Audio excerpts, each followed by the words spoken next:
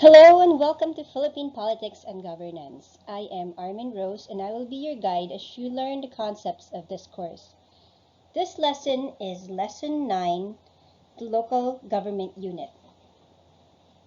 In the previous lessons, we learned about the three branches of government and their functions. Now, the central government cannot perform all their duties to the entire nation in the same capacity and maintain the same quality of service. This is why there is a need for the local government. Decentralization of government occurs when there is a transfer of authority, responsibility, and resources from the central government to the local government unit. It is important when the geographical area of the country and its population are too large for the central government to handle. In small countries like Singapore, the Vatican, or the Pacific Island nations, they only have the central government. But most countries have local governments to better serve the people in all the areas, especially the far-flung areas that are difficult to access. The Local Government Code of 1991 is the law that provides for the creation of local government units. Local government units were given a clear mandate to govern and promote the welfare of its constituents.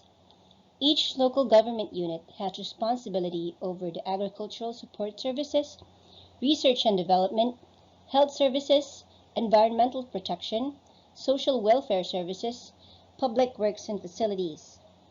This means that each LGU can have their own local legislation, programs, and projects to address the needs of their constituents in all areas of life, as long as these programs are aligned with the Constitution and the programs of the central government.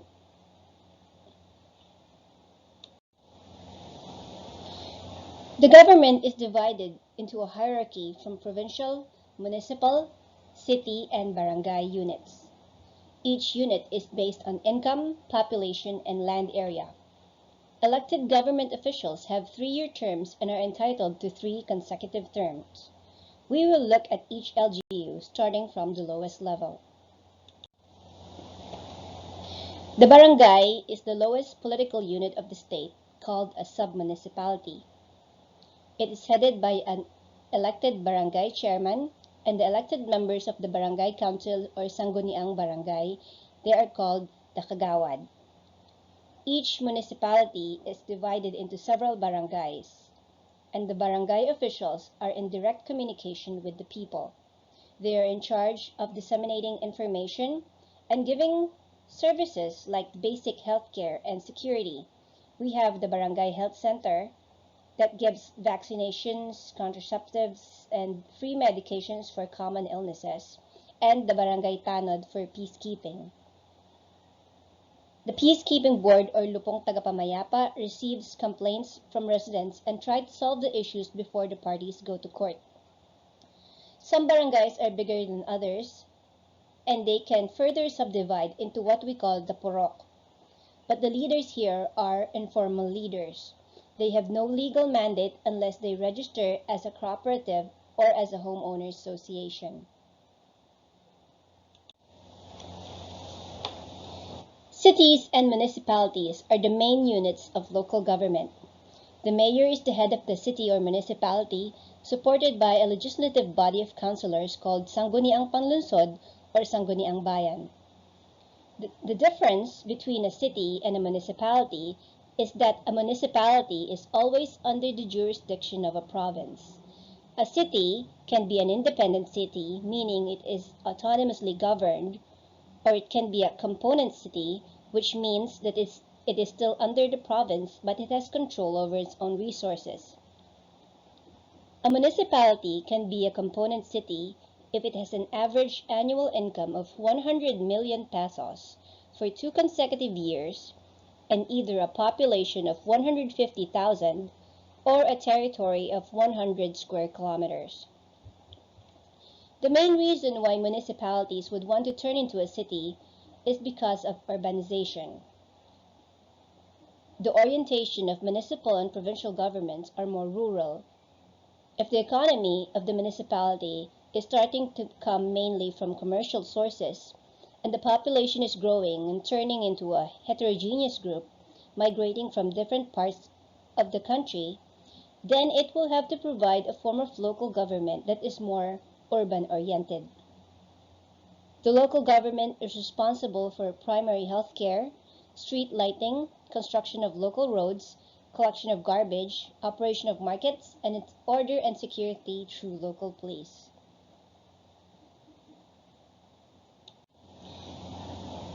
The province manages the component cities and municipalities under it.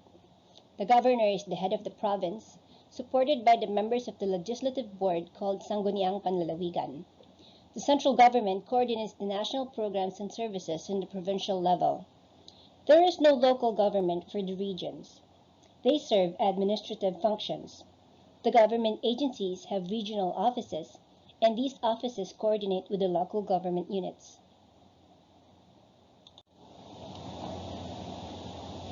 Effects of decentralization. The first effect, local procurement of materials ensure no shortage of supplies and equipment. Since all government procurements need to go through bidding, it will be a very lengthy process if done in the national level. Health units specifically need constant replenishment of supplies and upgrading of equipment. Local government ensures that there will be no shortage of medicines, vaccines, and anything else needed by the hospitals. The second effect is the local policies meet the specific needs of the people. Because the local government is in direct contact with the people, they are aware of their specific needs and are able to create policies and programs to meet those needs.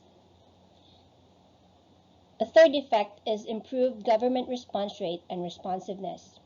With a government in place in the area, the people only need to go to the local office and have their concerns addressed almost immediately.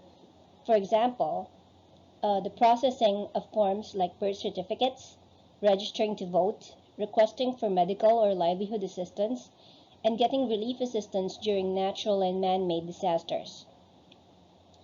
Another effect of decentralization is advocacy of local leaders to the central government.